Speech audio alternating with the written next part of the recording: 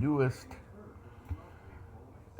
video regarding things that the Saginaw VA is doing. Now, this would be the Weiss building. Um, Gosh, I forget the address. It's Weiss Street, or is it Avenue? I think it's Weiss Street. Um, Things that they are doing to people.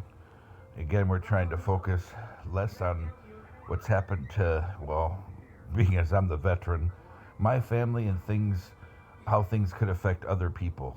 Um, the Holy Spirit just told me, focus less on complaining or less on telling people your story and more on things that people are doing to hurt veterans.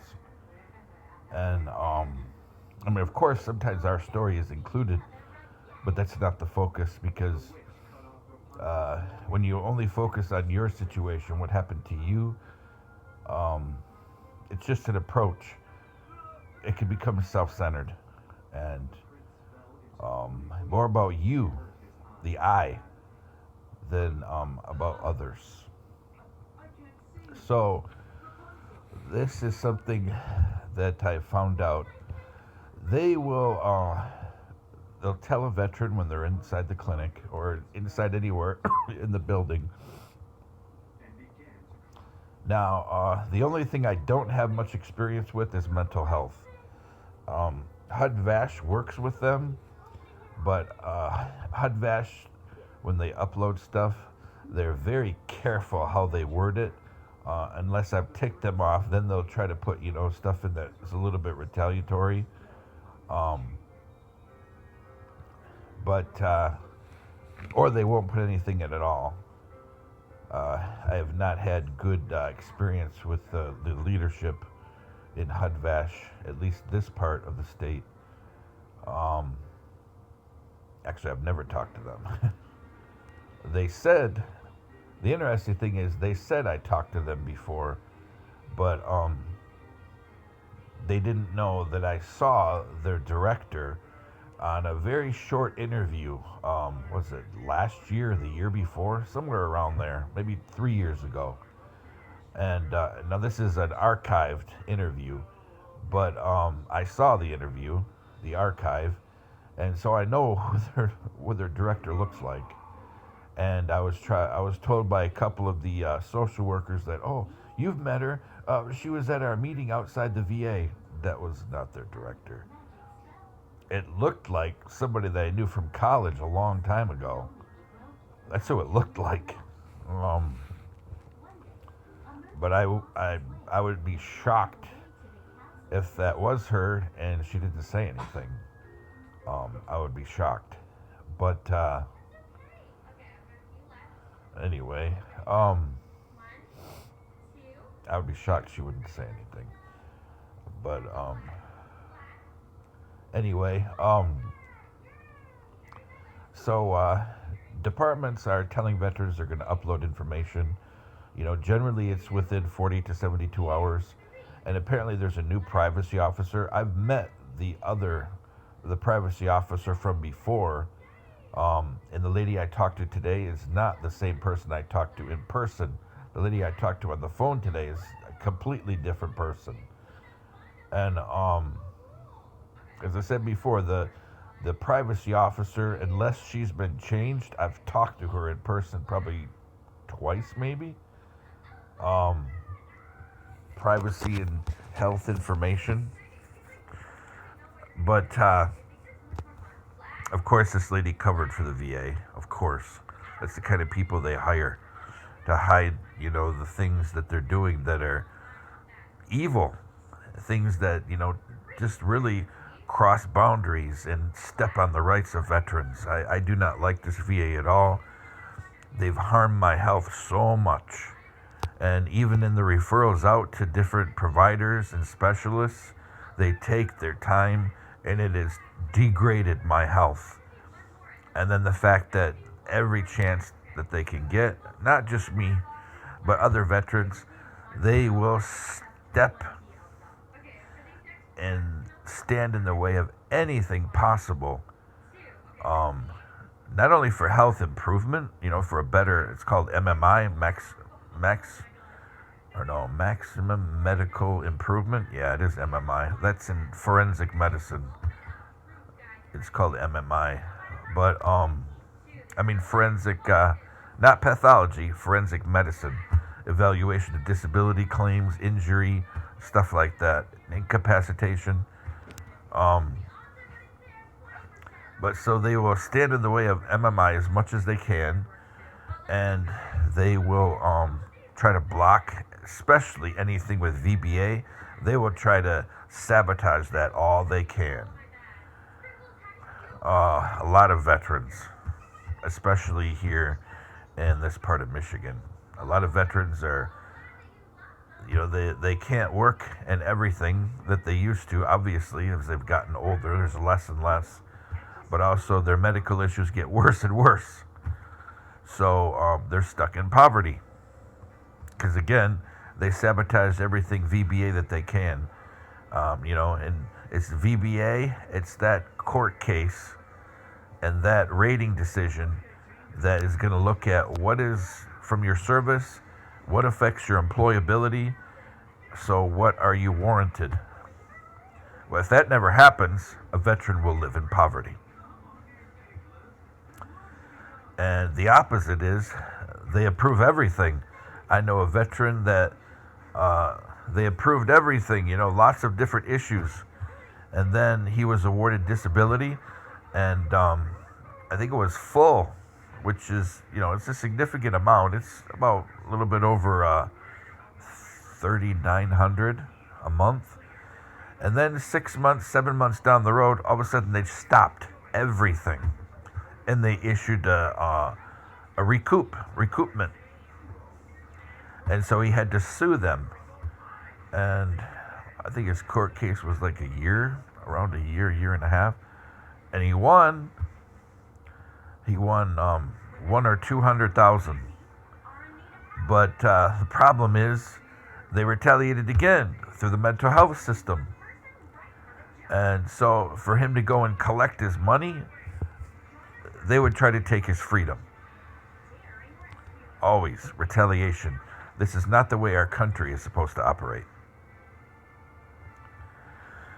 And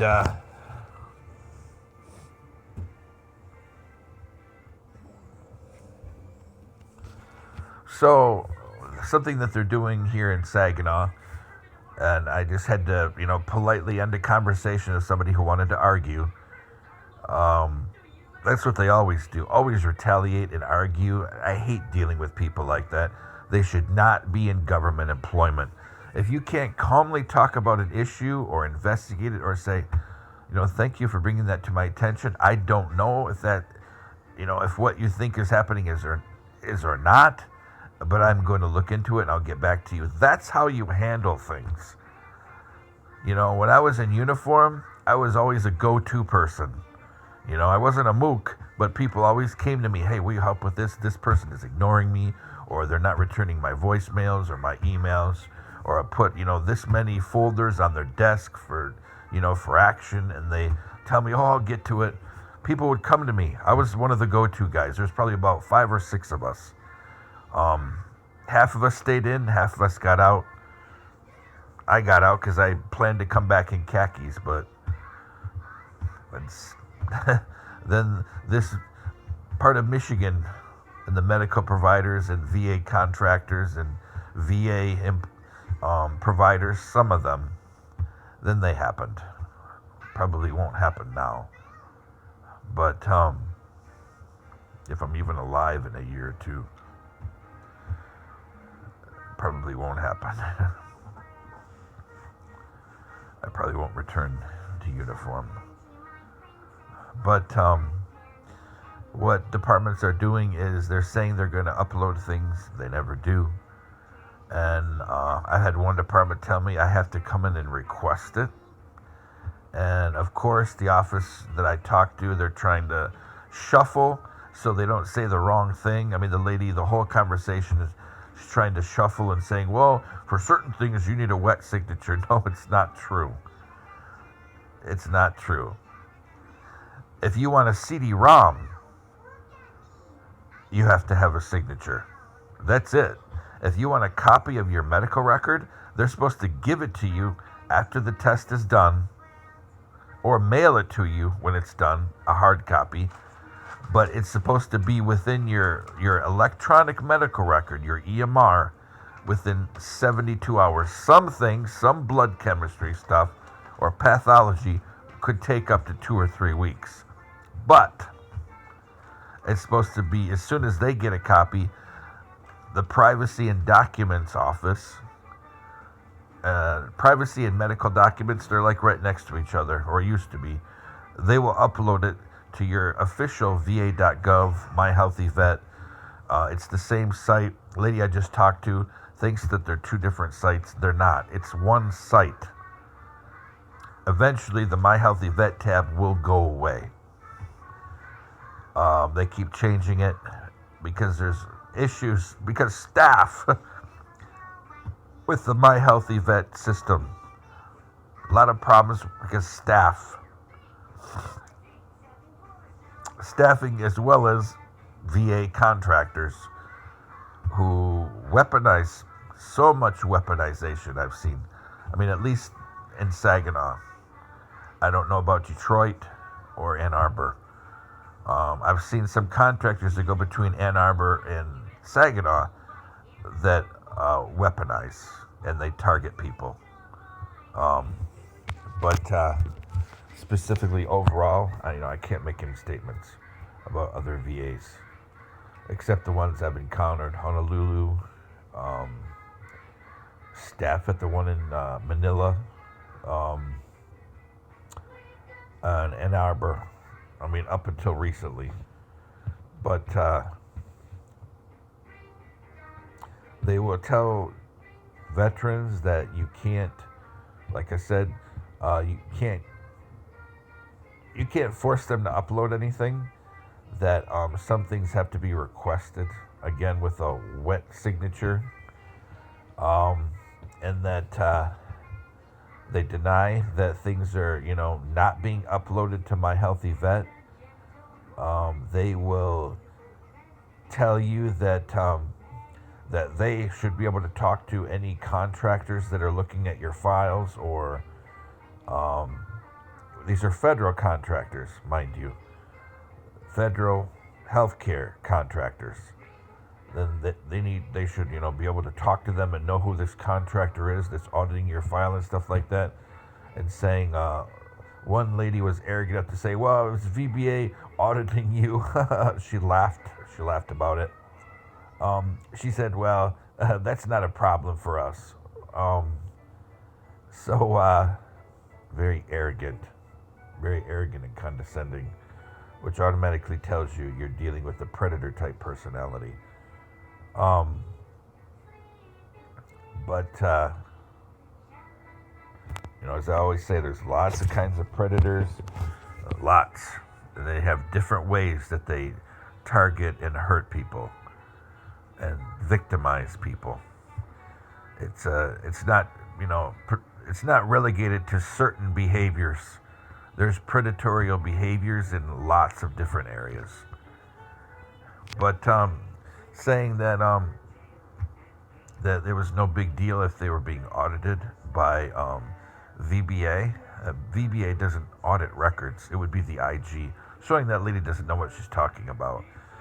VBA, if there's any kind of inconsistency or any kind of unethical conduct, that would be investigated by IG, not VBA. The IG is part of VBA, but yet stands outside. Sometimes federal insurers will audit records, especially if somebody has a request for third-party adjudication of a disability claim. Then federal insurance companies who are qualified to do that can step in and be the third-party auditor and adjudicate the claim and possibly even rate the person or forward it to an authority who does have the power to rate. This is the way the system's set up. This is our country in action. The problem is when we have people stepping in between the system set up by our forefathers and to a certain extent our foremothers, so that justice, everybody achieves the same justice, regardless of their background, regardless of what agency they're dealing with, regardless of their race, religion, gender, ethnicity. This is our system in action, checks and balances. These were made by our ancestors of old. All of us. We're a pragmatic country, and we realize racial mistakes of the past, gender mistakes of the past. This is America. And we fix our errors. We're a pragmatic democracy. At least we used to be. And if we're no longer a pragmatic democracy, then apparently there's no blood that has been shed that's enough to refresh the tree of liberty. Apparently.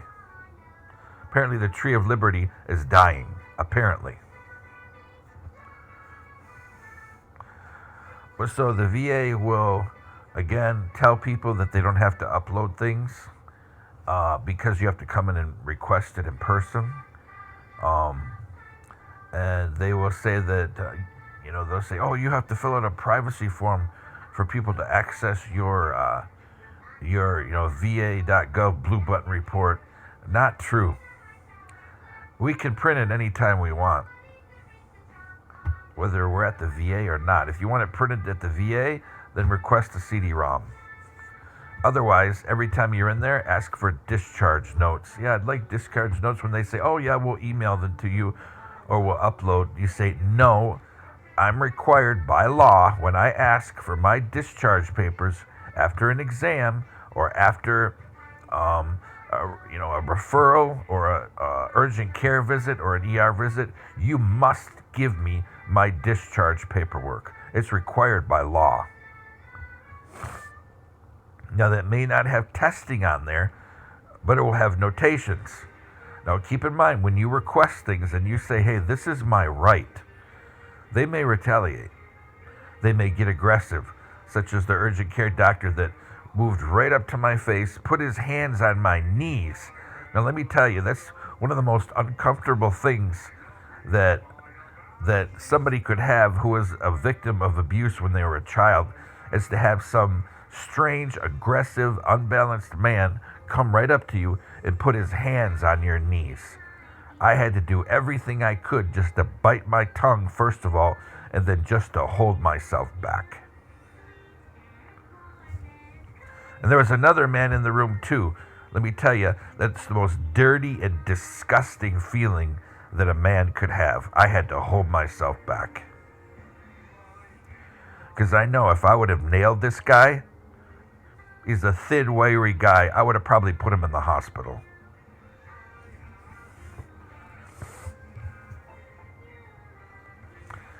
So they may retaliate against you. They may even flag you in DBRS. That's a favorite nowadays. The call center more than anybody else. But those abusive predator providers, yeah, they'll use DBRS too.